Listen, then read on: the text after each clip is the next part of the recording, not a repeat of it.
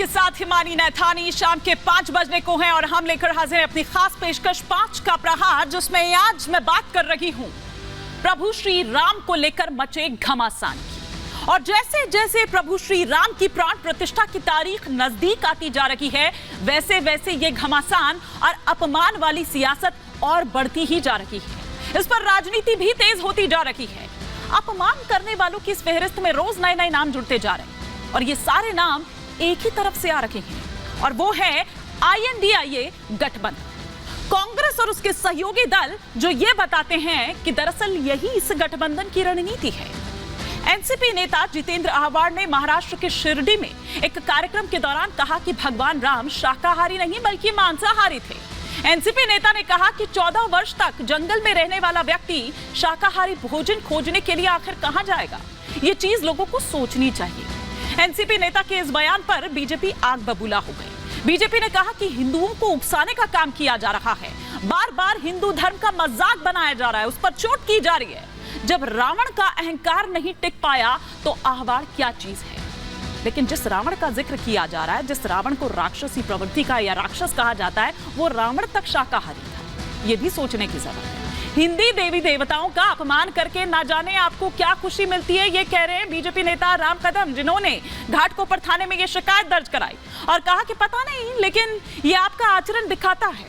खैर, सनातन का अपमान, प्रभु श्री राम का अपमान जिस तरह से किया जा रहा है और बार बार किया जा रहा है, उससे देश भर में इसके खिलाफ गुस्सा देखा जा रहा है। साधु संतों में नाराजगी है।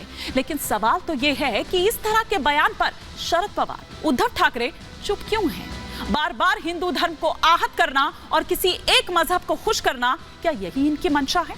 और जितेंद्र आह्वान की जहां तक बात है तो उन्हें वैसे भी लोकसभा चुनाव लड़ना है। शरद पवार तो वैसे भी कह चुके हैं कि भैया हमारे पास नहीं है उम्मीदवार, कैंडिडेट्स नहीं है, तो आप तैयारी करिए। और जिस जगह से उनको तैयारी करनी है वो उसी की तैयारी कर रहे हैं। वो दिखा रहे हैं दरअसल उनका टारगेट सेट है, तो उन्हीं के लिए टारगेट कर रहे हैं। आज इसी पर कर रही हूं 5 का प्रहार। लेकिन उससे पहले आपको ये बताती हूं कि किस तरह से ये कोई पहली बार नहीं है जब सनातन विरोधी INDIA, जो ये पूरा गठबंधन है, जो ये दल है, जो एकजुट हुआ है, उसकी ओर से इससे पहले भी किस तरह के शर्मनाक बयान जो हैं वो दरअसल सामने आ चुके हैं। पहले हम जितेंद्र आह्वान के इस बयान की बात करते हैं। उन्होंने क्या कहा वो पूरा बयान आपको बता रही हूं कि मांस खाते थे कौन? भगवान श्री राम। जंगल में करते थे वो शिकार। ये कहना है जितेंद्र आह्वान का कि 14 वर्ष जंगल में भोजन कहां से मिलेगा? 14 वर्ष वो वनवास में थे तो कहां से उनको भोजन मिलता? क्या राम ने जंगल में मेथी की सब्जी खाई?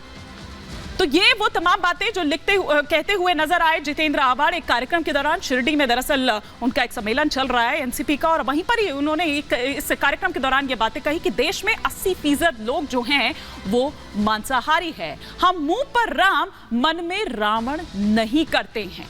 और जैसा कि मैंने पहले भी कहा कि जितेंद्र आह्वान का बयान कोई पहला नहीं है। इधर सुनिए कि लालू के पुत्र क्या कह रहे हैं, तेजस्वी यादव क्या कह रहे हैं कि भूख लगेगी तो मंदिर जाओगे, वहां तो उल्टा दान आपसे मांगने लगेंगे। तो सोचिए कि मंदिर को लेकर किस तरह की सोच है। अभी कुछ दिन पहले भी ये सोच आई थी कि मंदिर दरअसल आपको कहां का मार्ग दिखाता है और बिल्कुल आपकी बुद्धि जो है वो बंद कर देता है। घंटियां ये बताती है कि आप एक आडंबर की तरफ जा रहे हैं। शफीकुर रहमान वर्ग की बात करें तो विवादित बयान तो उनके साथ रहते ही हैं। 22 जनवरी को हम गम का दिन मनाएंगे, ये कह रहे हैं शफीकुर रहमान वर्ग, समाजवादी पार्टी के सांसद। संजय राउत की अगर बात करें तो वो क्या कह रहे हैं कि भगवान राम को उम्मीदवार कहीं ना बना दे बीजेपी। इससे पहले ये बात सामने आई संजय राउत द्वारा।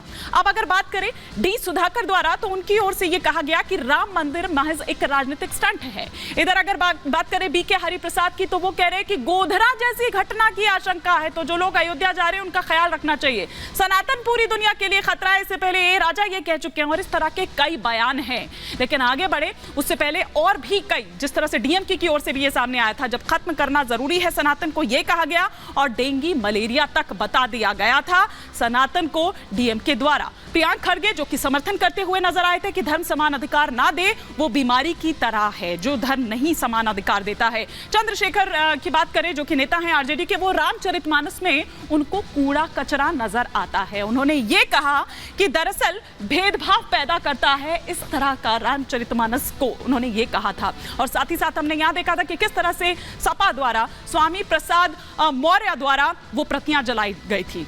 अब जिस मंदिर को लेकर, जिस प्रभु श्री राम को लेकर इतना हो हल्ला मचाया हुआ है, वो उसके बारे में हम थोड़ा सा आपको बता देते हैं। मंदिर की विशेषता कि नागर शैली में इस मंदिर का जो निर्माण है वो दरअसल किया गया है। मंदिर में होंगे 3 मंजिल, 3 तले जो हैं वो दरअसल तैयार इसमें किया जाएगा। हर तल 20 फीट ऊंचा होगा। मंदिर में होंगे कुल 392 खंबे। मंदिर में लग रहे हैं 44 ऐसे द्वार। गर्भगृह में स्थापित होगी प्रभु श्री राम लला की वो मूर्ति।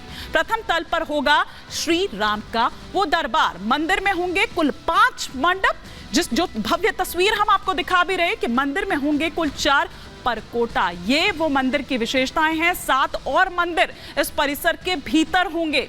32 सीढ़ियां चढ़कर पहुंचेंगे आप सिंह द्वार तक। सिंह द्वार से होगा मंदिर में प्रवेश। और लोहे कंक्रीट का इस्तेमाल इसमें किसी तरह से नहीं किया गया, क्योंकि इस तरह की चर्चा भी बीच में हुई थी। नमी से बचाने के लिए प्लिंथ ग्रेनाइट जो है उसका इस्तेमाल किया गया है और 21 फीट ऊंची है प्लिंथ ग्रेनाइट की। अगर हम यहां पर बात करें, स्वदेशी तकनीक से इसका निर्माण हो रहा है। तो ये वो विशेषताएं हैं और साथ ही साथ जिस तरह से सवाल खड़े हो रखे हैं उसे लेकर कुछ 5 का प्रहार के सवाल भी खड़े हो रखे हैं। एक एक कर वो तमाम सवाल भी आपके टेलीविजन स्क्रीन पर आएंगे और इस वक्त जो पहला सवाल आपकी स्क्रीन पर आ रहा है वो हम फटाफट से यहां पर ले लेते हैं कि INDIA वालों को सनातन से इतनी नफरत क्यों है कि हर दूसरे दिन इस तरह के बयान सामने आते हैं। दूसरा सवाल ये है कि किसके इशारे पर इस तरह के राम विरोधी बयान सामने आ रहे हैं। तीसरा सवाल यह है कि क्या अखबार पर कोई एक्शन लेगा INDIA। चौथा सवाल जो आपकी स्क्रीन पर आ रहा है वो ये कि अखबार के बयान पर INDIA चुप क्यों है। पांचवा और अंतिम सवाल जो आपकी स्क्रीन पर आ रहा है वो ये कि शुभ घड़ी करीब, INDIA इतना भयभीत क्यों है। ये वो तमाम सवाल होंगे जिनका जवाब हम यहां पर टटोलने की कोशिश करेंगे। जो तमाम खास मेहमान हमारे साथ जुड़ेंगे।